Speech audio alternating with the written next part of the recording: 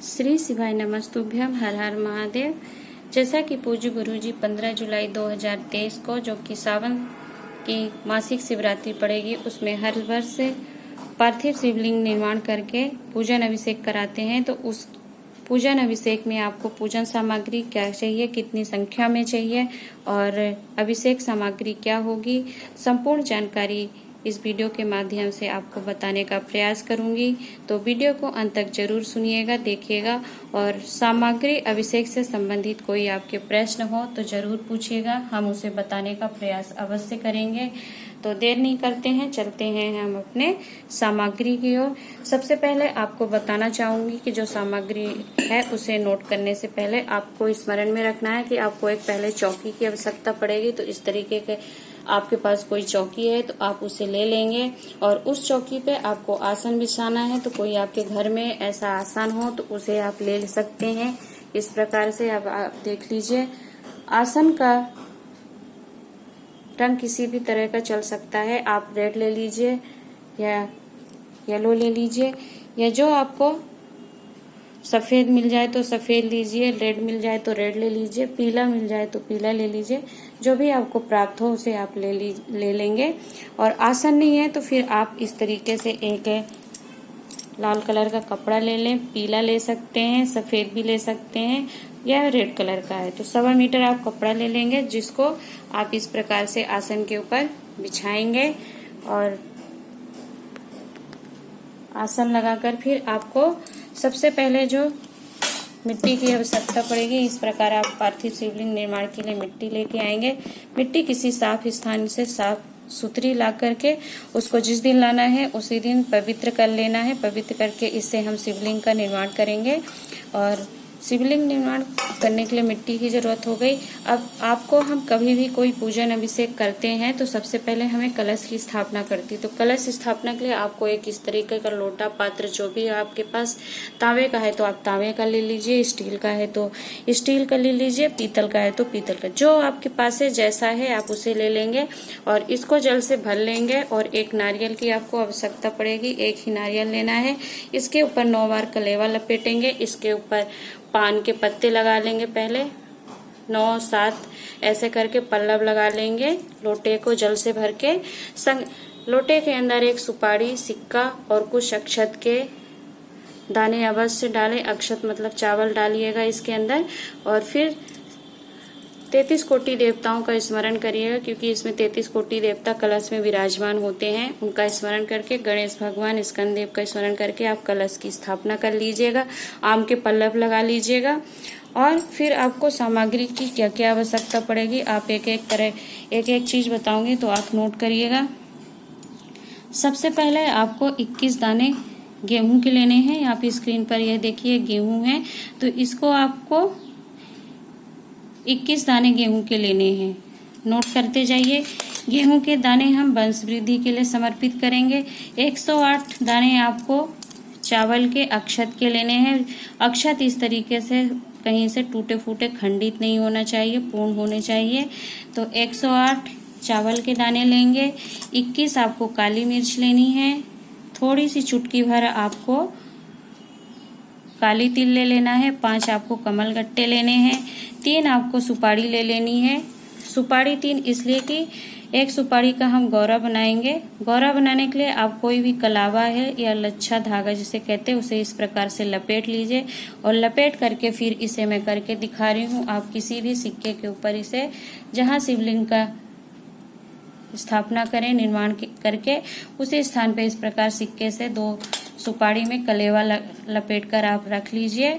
और एक हमारे गणेश भगवान हो गए, एक माँ गौरा हो गई। और तीसरी सुपारी जो होगी आपके संकल्प के लिए है। आपको एक सिक्का लेना है और कुछ पुष्प लेकर के फिर आपको ऐसे एक सुपारी, सिक्का, कुछ चावल के दाने और पुष्प लेकर के आपको संकल्प छोड़ना पड़ेगा कि हम यह पूजन अभिषेक कर रहे हैं अपनी कामना से, तो वह पूर्ण हो। तो ये 3 सुपारी हो गई आपकी।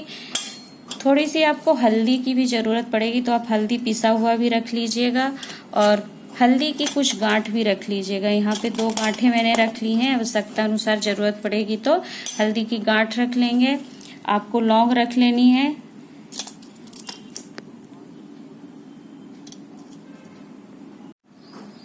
लौंग लेनी है आपको। लौंग लेने के लिए आपको यह देखना है ध्यान से कि इसमें जो ऊपर एक फ्लावर सा बना होता है, पुष्प, यह लगा होना चाहिए। आप किसी लौंग को ऐसा नहीं ले लीजिएगा कि जिसके अंदर यह ऊपर देखेंगे आपकी फूल ही नहीं बना है, तो ऐसी लौंग नहीं लेंगे आप। जिसमें फूल बना हो वैसा लौंग लीजिएगा, इलायची लीजिएगा, और पान के पत्ते भी आपको कम से कम 5 रख लीजिएगा, क्योंकि लौंग इलायची से भगवान शंकर एवं भगवान गणेश को तांबुल जिसे पान कहते हैं, बीड़ा बना करके हम लौंग इलायची रखकर पान में समर्पित करेंगे। इसके साथ ही आपको पीला चंदन चाहिए होगा। पीला चंदन इस तरीके से होता है, आप देख लीजिए। पीला चंदन मार्केट में 2 तरीके का मिलता है, एक इस नाम से काशी अष्टगंध के नाम से मिलता है, तो ये मिल जाए तो ये लीजिएगा। इसमें बहुत आपको विचार नहीं करना है, जो मिल जाए पीला चंदन। एक इस तरीके का आता है, तो कोई सा भी दोनों में से आपको जो मिल जाता है। मैंने आपको दिखाने के लिए 2 चंदन रखे हैं। यह पीला चंदन आपको रख लेना है। हल्दी की आवश्यकता पड़ेगी, मैं आपको बता चुकी हूँ। थोड़े से आपको कपूर रख लेने हैं। कपूर के बाद आपको 2 दीपक रखने हैं। एक दीपक में आप घी भर करके इसे अखंड ज्योत के रूप में जलाकर रखेंगे। दूसरा दीप हम आरती के लिए इस्तेमाल करेंगे, तो इसमें भी घी का दीपक लंबी बाती का लगा करके और फिर हम आरती करेंगे। आप चाहें तो इस पे गोल बाती भी लगा सकते हैं, लंबी बाती भी लगा सकते हैं, परंतु जब हम कोई बड़ा पूजन अभिषेक करते हैं तो उसमें लंबी बाती का प्रयोग किया जाता है, जिससे हमारे घर में धन संपदा की वृद्धि हो। तो 2 दीपक लेने हैं आपको। अब आपको दीपक के साथ ही धूप बत्ती की आवश्यकता पड़ेगी। आपको चंदन, आपके पास यदि लाल चंदन भी है पीला चंदन के साथ, तो उसे भी घिस करके आप देख सकते हैं। मार्केट में लाल चंदन मिलता है, तो उसे भी रख सकते हैं, या फिर इस प्रकार की कोई चंदन की आपके पास लकड़ी है तो उसे घिस लीजिएगा।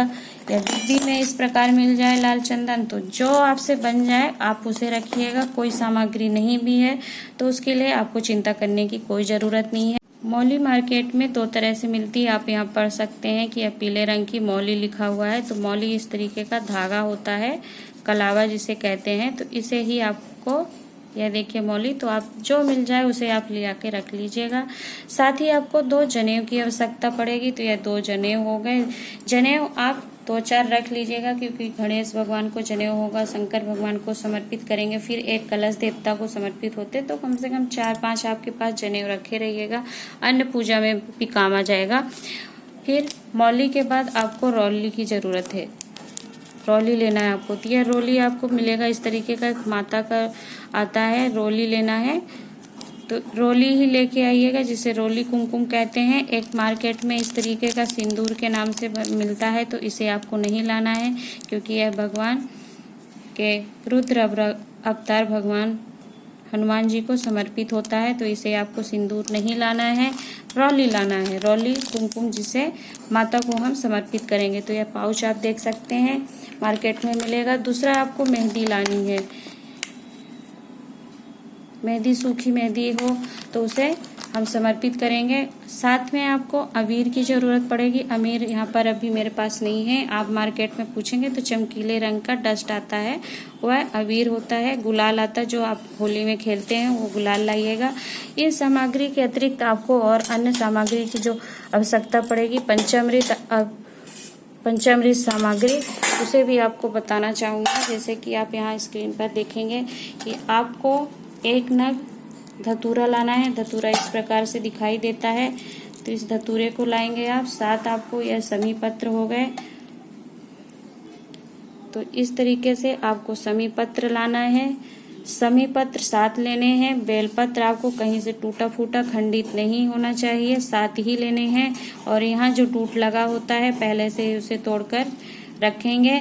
यदि घर के अन्य सदस्य भी अलग अलग बेलपत्र समर्पित करना चाहते हैं तो थोड़ा ज़्यादा बेलपत्र भी आप रख लेंगे, तो उसमें कोई परेशानी की बात नहीं है। साथ आपको गुलाब के पुष्प लेने हैं।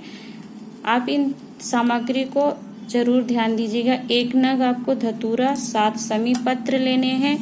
आप स्क्रीन पर देखिए, यह समी पत्र हैं, 7 लेने हैं। साथ ही आपको बेलपत्र लेने हैं। साथ आपको ऐसे गुलाब के लाल पुष्प लेने हैं। अगर मिल जाते हैं तो अच्छी बात है, नहीं मिलते हैं तो गुलाब के यदि आपको सफ़ेद पुष्प मिल जाता है तो उसे ले लें, या फिर कोई अन्य पुष्प मिल जाए सफ़ेद, उसे ले सकते हैं आप। केतकी, केवड़ा और चंपा 3 ऐसे पुष्प हैं जो भगवान शंकर को समर्पित नहीं किए जाते हैं, तो आप इस चीज का स्मरण करेंगे। साथ ही जो इत्र आपको मार्केट में मिल जाए केवड़े को छोड़ करके, यह केवड़ा है तो इसे आपको नहीं लाना है, या केवड़ा इत्र, और चंदन या फिर गुलाब का इस तरीके का इत्र आपको प्राप्त हो जाए मार्केट में, वही आप लाइएगा।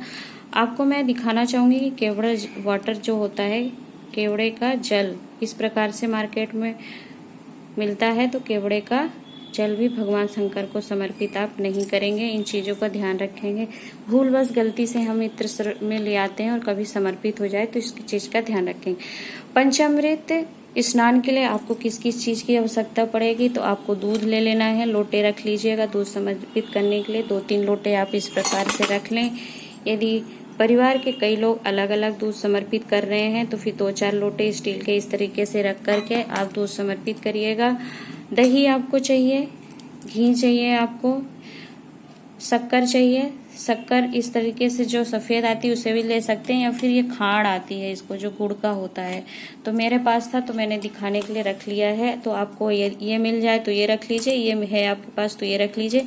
जो भी आपको आसानी से सरलतम रूप से प्राप्त हो जाए उसे आप रख करके फिर पूजन अभिषेक करेंगे। शहद रखना है आपको, शहद आप कोई सा भी मार्केट से ले आइएगा। और गंगा जल रखना है आपको। तो ये गंगा जल 5 हमारे अभिषेक की सामग्री हो गई। दूध, दही, घी, शक्कर और शहद और गंगा जल। तो ये हमारे पंचामृत स्नान होंगे। साथ में आपको 5 सामग्री को मिला करके भी निर्माण करना है, आपको पंचामृत बनाना है। दूध आप देसी गाय का मिल जाए तो बहुत अच्छी बात है, उसे लाएंगे। और देसी गाय का दूध आपको पका करके नहीं रखना है, उसको कच्चा दूध ही समर्पित होता है। तो पंचामृत में और स्नान के लिए कच्चा दूध गाय का लाएंगे।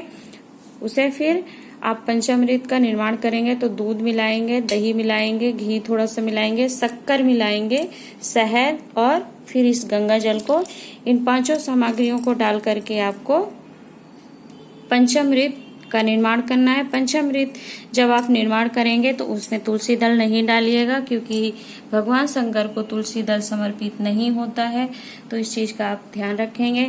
और थोड़ी छोटी छोटी जानकारी और आपको दूंगी, इसे आप स्क्रीन पर देख सकते हैं। आपने कभी अभिषेक किया होगा तो इस प्रकार से ब्राह्मण देवता अभिषेक करवाते हैं, इसे हम श्रृंगी कहते हैं।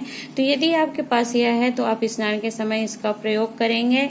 और अगर लोटे हैं तो 2 लोटे में जल लेकर के, 1 लोटे से दूध का और 1 लोटे से जल लेकर के 2 धार से शंकर भगवान को कांवड़ जल की तरह अवश्य समर्पित करिएगा, क्योंकि मासिक शिवरात्रि का आप अभिषेक कर रहे हैं तो कांवड़ जल की महत्वता बहुत है। तो 1 हाथ में आप ऐसे दूध लेकर के और 1 हाथ में आप इस कलश में जल लेकर के दोनों हाथ से कलश की धार गिराएंगे आप। तो आपको कलश इस प्रकार से तांबे का लेना है। इस प्रकार से भी तांबे का या इस तरह पीतल का भी एक लोटा आता है जिसमें इस तरीके की चोंच बनी होती है। तो आपको ध्यान रखना है कि जिसमें यह पात्र में चोंच बनी हो उस लोटे को आपको नहीं लेना है। पूज्य गुरु जी ने वर्णन किया है कि इस प्रकार के लोटे से जब हम जल शंकर भगवान को ऐसे समर्पित करते हैं धार लगाने के लिए, तो धार तो लग जाती है, परंतु जैसे ही हम जल समर्पित करते हैं, उस जल समाप्त होता है, तो भगवान शंकर इस लोटे में हमारे धन की बढ़ोतरी करते, धनों से हमें भर देते हैं हमारे इस पात्र को। तो धन यदि ये भरा और यहाँ से अगर इस पे छेद रहता है तो धन वापस यहीं से निकल जाता है। तो इसलिए यह ऐसा पात्र का आप चयन करेंगे जो चारों तरफ से बंद होगा, उसमें कोई इस तरीके का छेद नहीं होगा। कुछ लोग रामझारा कहते हैं इसे, या रामझारे के आकार का रहता है जिसमें कि एक चोंच बनी होती है, उसको आपको प्रयोग नहीं करना है। तो ये थी आपको पूजन सामग्री जो कि पूज्य गुरु जी मासिक शिवरात्रि के पार्थिव शिवलिंग निर्माण एवं अभिषेक में कराएंगे। उसका पुष्प साथ में आपको पुष्प के अतिरिक्त संख्या में अधिक पुष्प रख लेने हैं। कोई भी पुष्प आपको मार्केट में मिल जाते हैं वही आप पुष्प रख लीजिएगा। कोई जरूरी नहीं है कि आप गुलाब के ही पुष्प रखिएगा। 5 फल ले लेने हैं आपको, कोई से 5 फल मिल जाए, सेब, संतरा मिल जाए, आम मिल जाए, अनार, जो भी मिल जाए। अभी मेरे पास जो 5 फल थे मैं वह आपको दिखा रही हूँ स्क्रीन पर, आप देखिएगा। तो 5 फल ले लेंगे। मिठाई रख सकते हैं आप। मिठाई भगवान शंकर को कहते हैं कि देसी गाय के शुद्ध दूध से बनी हुई वस्तुओं का ही उपयोग किया जाता है उन्हें भोग के लिए और अभिषेक के लिए। तो मार्केट में देसी गाय का तो कुछ मिल पाना मुश्किल है, तो इसलिए अगर आपको दूध मिल जाए तो घर में ही आप थोड़ा सा उसका कुछ मीठा बना लीजिए, या नहीं है तो फिर आप इस तरीके से जो खांड होता है या गुड़ है या शक्कर, उसका भी भोग लगा सकते हैं। बाबा उसे भी स्वीकार करते हैं और आपको फल प्रदान कर देते हैं। साथ ही आपको एक चीज और बताना चाहूंगी कि माता पार्वती, माँ गौरा को हम विराजमान करते हैं, तो उनके लिए हमें वस्त्र की आवश्यकता पड़ती है और श्रृंगार समर्पित किया जाता है। तो माँ गौरा के श्रृंगार के लिए आपको जो बन सके, चूड़ी, आप कुमकुम रखिएगा, बिंदी बन जाए इस तरीके से, कुछ भी आप, सिंदूर, चूड़ी, काजल, महावर आदि ये सामग्री आप माँ को समर्पित करने के लिए, जिसे हम श्रृंगार सामग्री कहेंगे, उस श्रृंगार सामग्री को हम माँ गौरा को, माता पार्वती को समर्पित करते हैं कि माँ हमारा सौभाग्य अखंड करें और हमें, हमारे पति की लंबी आयु हो, निरोगी करें और हमारी सुख समृद्धि बनी रहे। माता पार्वती को वस्त्र समर्पित किए जाते हैं, तो वस्त्र स्वरूप एक आप इस तरीके का रुमाल भी रख सकते हैं। रुमाल ले लीजिए, या तो फिर आप कोई साड़ी है, चुन्नी है, या फिर आपके पास कोई सूट है जिसे आप अपने लिए बनाना चाहते हैं, तो माँ को समर्पित कर दीजिए। बाद में आप उसको स्वयं भी पहन सकते हैं। भगवान गणेश को वस्त्र समर्पित होते हैं, तो वस्त्र के लिए आप चाहें तो इस तरीके का कोई पीला रुमाल ले आइएगा, कपड़ा छोटा सा, और उसे वस्त्र स्वरूप में भगवान गणेश को समर्पित करिएगा और समर्पित करके उसे फिर आप खुद स्वयं भी उपयोग कर सकते हैं। यदि आपको वस्त्र समर्पित करने के लिए कुछ नहीं है, तो आप यह कलावा जो होता है, जिसे हमने मौली लिखा रखा है, तो इस मौली को भी आप समर्पित कर दीजिएगा, तो जनेऊ समर्पित हो जाएगा और वस्त्र स्वरूप यह कलावा मौली समर्पित हो जाएगी। तो पूज्य गुरु जी ने, साथ ही आप कुछ दक्षिणा रखिएगा, पैसे, संकल्प के लिए आपको कुछ पैसे रखना है, कॉइन्स रख लीजिएगा, क्योंकि जब हम संकल्प लेते हैं, छोड़ते हैं, तो गणेश भगवान के स्थान पे छोड़ेंगे, फिर शिवलिंग का स्नान के ऊपर छोड़ते हैं, तो पूजन करते हैं, कलश देवता की पूजन करते हैं। तो इस प्रकार आपको कुछ पैसे की भी व्यवस्था करके पूजन तैयारी करके बैठना है आपको।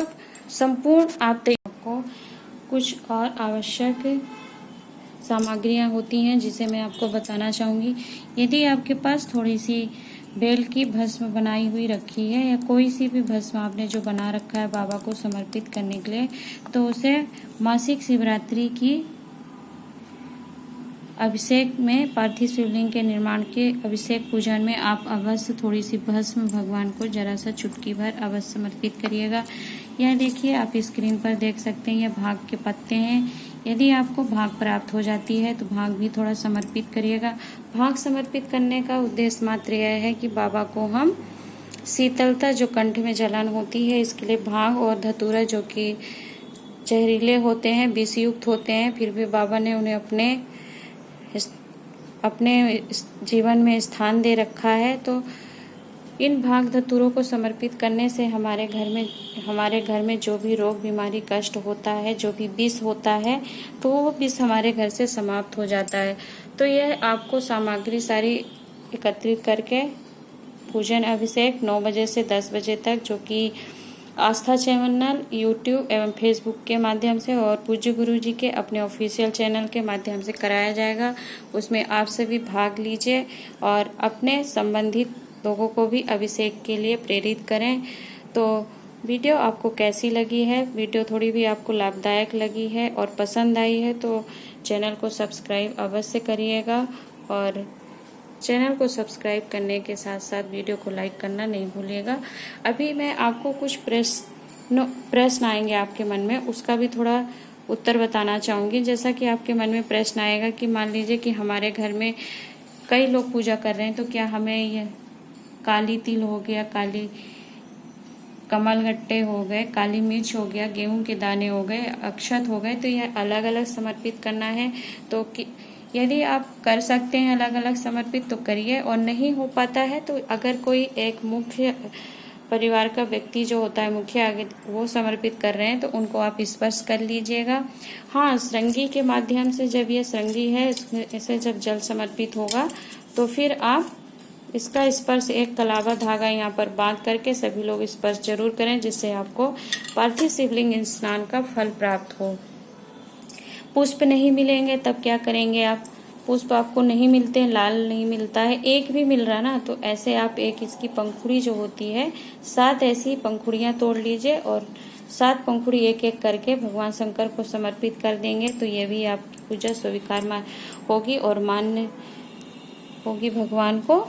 और मान लीजिए कि आपके घर में देवरानी जेठानी भी रहते हैं या परिवार संयुक्त रूप से रहता है, तो ऐसी अवस्था में क्या सभी, क्योंकि देवरानी जेठानी अलग अलग नहीं है, साथ में ही रहते हैं, रसोई घर आपका एक ही है, भोजन एक ही स्थान पे बनता है, तो उनको अलग से पार्थिव शिवलिंग का निर्माण नहीं करना है। अब तो जब आप इस मिट्टी से पार्थिव शिवलिंग का निर्माण करेंगे तो जब शिवलिंग निर्माण हो जाए तो घर के सभी सदस्य एक बार शिवलिंग के ऊपर अपने हाथ का स्पर्श अवश्य कराया करें, जिससे सभी को पार्थिव शिवलिंग का निर्माण का फल प्राप्त हो जाता है। तो भले शिवलिंग का निर्माण हो जाए और शाम तक अगर हस्बैंड या बच्चे बाहर रहते हैं आए, जब आप शिवलिंग का निर्माण कर लीजिएगा तो शिवलिंग का निर्माण करने के बाद थोड़ा सा जल हाथ में लगा करके उसके जलाधारी में शिवलिंग के लिंग के ऊपर स्पर्श हाथ अवश्य फेरें, जिससे आपको भी शिवलिंग निर्माण का फल प्राप्त हो। परिवार के अलग अलग लोगों को शिवलिंग नहीं निर्माण करना है, एक ही शिवलिंग निर्माण होगा। रसोई घर अलग अलग होगा, तब आप अलग शिवलिंग का निर्माण करेंगे और अलग अलग पूजन सामग्री आपको व्यवस्थित करना पड़ेगा और फिर आपको पूजन करना पड़ेगा।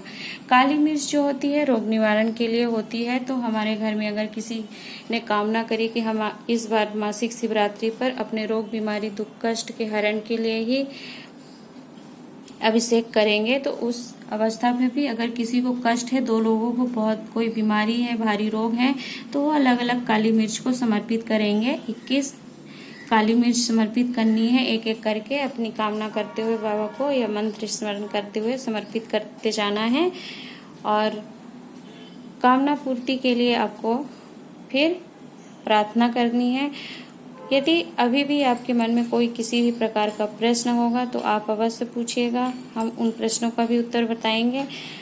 शिवलिंग का निर्माण करेंगे तो रोग बीमारी हरण के लिए काली मिर्च होती है। तो पूर्व वर्ष जब गुरुजी ने पार्थिव शिवलिंग निर्माण करके पूजन करवाया था तो शिवलिंग में थोड़ी सी काली मिर्च को कूट करके शिवलिंग का निर्माण करवाया था। उसका उद्देश्य यही था कि घर में किसी कोई भारी रोग बीमारी प्रवेश न करे और किसी को कोई कष्ट नहीं हो। तो यदि आप मिट्टी में काली मिर्च को कूटकर मिला लीजिए और फिर उससे पार्थिव शिवलिंग का निर्माण करते हैं तो वो भी बहुत अच्छी बात है। और शिवलिंग आपको अंगुष्ठ आकृति का बनाना है, बहुत बड़ा शिवलिंग निर्माण नहीं करना है, तो जरा सी मिट्टी में भी आपका कार्य हो जाएगा। आप तैयारी इस तरीके से पटा चौकी लगाकर उसके ऊपर आसन में बनाकर कलश का निर्माण करके पार्थिव शिवलिंग बना लीजिएगा। और पार्थिव शिवलिंग का निर्माण करके फिर आपकी जितनी भी सामग्री है उसे लेकर के बैठ जाइए आसन लगाकर। और फिर ऑनलाइन जो कि यूट्यूब और फेसबुक और पूज्य गुरुजी के अपने ऑफिशियल चैनल यूट्यूब के माध्यम से और आस्था चैनल के माध्यम से जो मासिक शिवरात्रि का पूजन अभिषेक कराया जाएगा, आप उस अभिषेक में भाग लीजिए और अपने जीवन को धन्य धान्य बनाइए। आशा करती हूँ कि आपको वीडियो पसंद आई होगी। वीडियो को लेकर किसी भी प्रकार का आपके मन में संशय हो या किसी सामग्री को लेकर के तो कमेंट बॉक्स में कमेंट करके अवश्य पूछिएगा, हम उसे बताने का प्रयास करेंगे। वीडियो आपको लाभप्रद लगी है तो प्लीज़ वीडियो को लाइक अवश्य करिएगा, जिससे हमें न्यू वीडियोस बनाने का प्रोत्साहन प्राप्त होता है। श्री शिवाय नमस्तुभ्यम, हर हर महादेव।